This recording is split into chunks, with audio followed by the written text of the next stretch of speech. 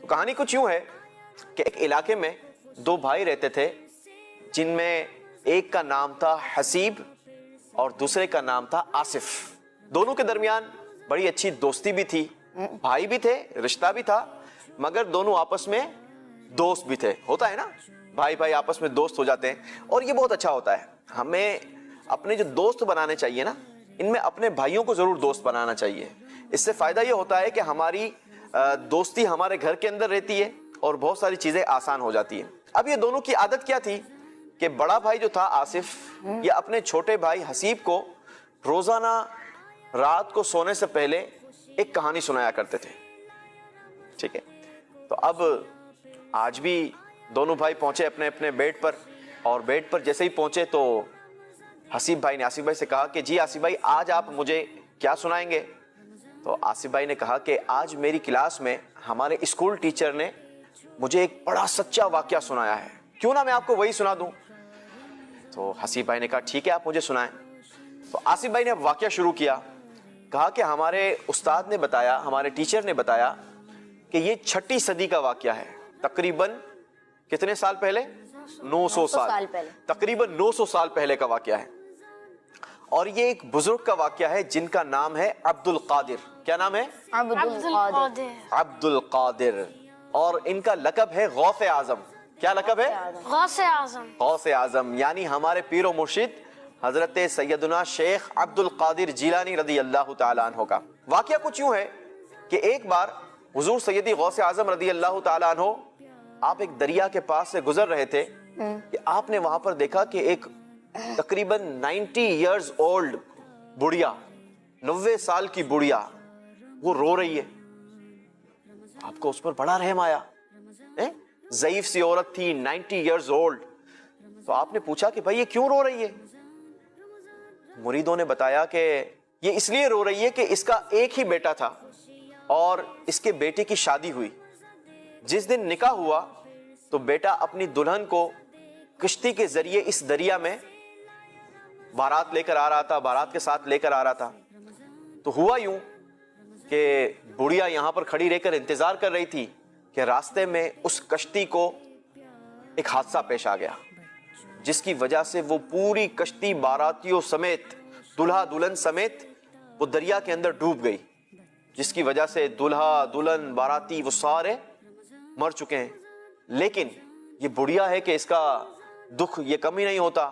یہ روزانہ شام کو یہاں پر آتی ہے, بارات کا انتظار کرتی ہے. جب بارات نہیں پہنچتی تو یہ روتی ہے, دھوتی ہے یہاں سے اور پھر چلی جاتی ہے. روزانہ کا اس کا یہی معمول ہے. آپ کو اس پر بڑا ترس آیا, حضور سیدی غوث اعظم رضی اللہ تعالیٰ عنہ کو بڑا ترس آیا. تو آپ نے اللہ تبارک و تعالیٰ سے دعا فرمائی. جب دعا کی نا, پیارے بچوں یہ سچا واقعہ ہے. پتہ ہے کیا ہوا؟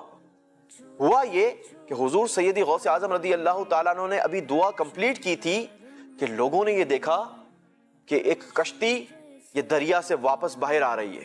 سبحان اللہ. اب یہ کشتی دریا سے باہر آئی اور یہ وہی کشتی تھی جو 12 سال پہلے ڈوبی تھی.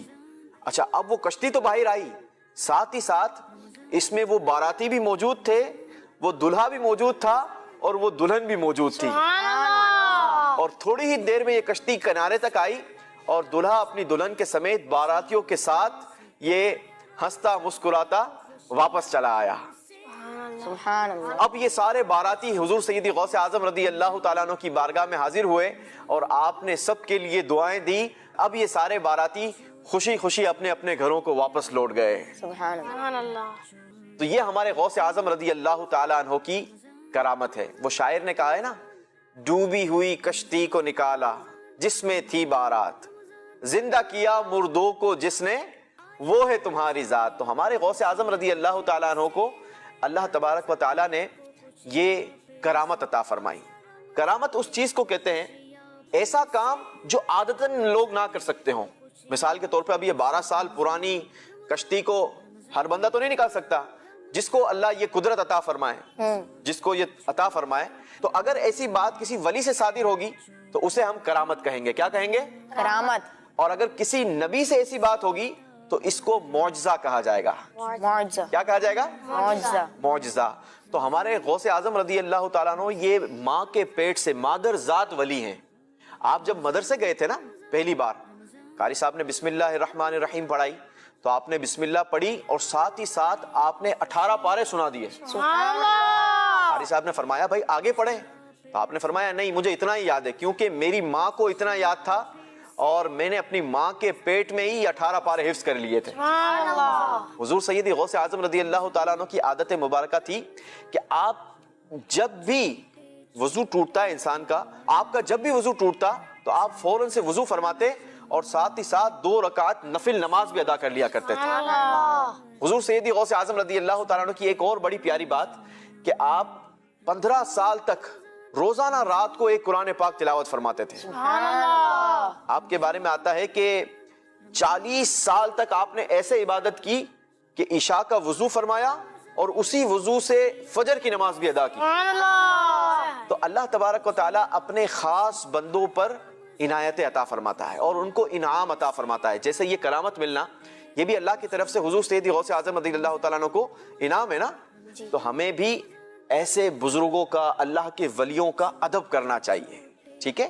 اور بہت سارے لوگ کہتے ہیں کہ نہیں جناب ایسی کوئی بات نہیں ہوتی، تو ایسا نہیں ہوتا، بلکہ یہ بات تو قرآن سے بھی ثابت ہے۔ قرآن میں بھی اللہ نے اپنے ایک ولی کا، اپنے ایک خاص بندے کا ذکر فرمایا ہے کہ جس کے بارے میں آتا ہے کہ آصف بن برخیہ اللہ کے ولی تھے، زبردست ولی، اور پلک جھپکنے میں آپ وہ تخت بلقیس کو اٹھا کر حضرت سلیمان علیہ الصلوۃ والسلام کی بارگاہ میں لے کر حاضر ہو گئے۔ وہ جو حضرت آصف بن برخیہ تھے وہ حضرت سلیمان علیہ السلام کے وزیر بھی تھے۔ ہاں یہ وزیر بھی تھے اور اللہ کے نیک بندے بھی تھے، ولی بھی تھے۔ اب دیکھیں یہ قرآن میں واقعہ موجود ہے، اگر ہم قرآن کو سمجھ کر پڑھیں تو ہمیں بہت ساری چیزیں جو لوگ مسکنسیپشن پیدا کرتے ہیں نا لوگوں کے دلوں میں، تو وہ بہت ساری چیزیں قرآن پڑھ کر، تفسیر پڑھ کر ویسے ہی دور ہو جائیں گی۔